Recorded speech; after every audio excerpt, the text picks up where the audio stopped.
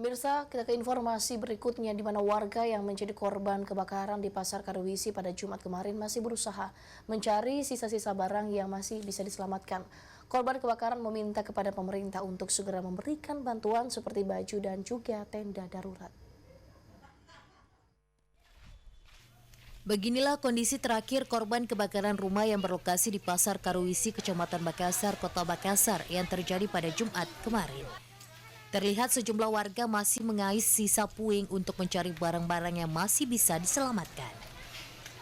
Kebakaran di Pasar Karuwisi menghanguskan sedikitnya 12 kios dan 7 rumah warga dengan kerugian material ditaksir mencapai ratusan juta rupiah.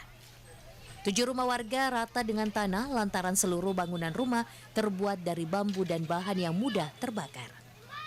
Hingga saat ini, puluhan kepala keluarga yang kehilangan tempat tinggal masih terus menunggu bantuan dari pemerintah kota, baik berupa posko darurat, makanan hingga obat-obatan.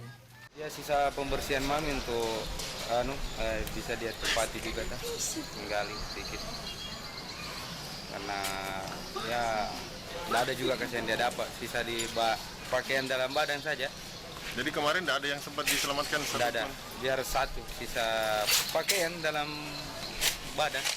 Saat ini para korban sementara diungsikan ke masjid terdekat sembari menunggu seluruh puing-puing selesai dibersihkan. Muhammad Ikrar, Celebes TV.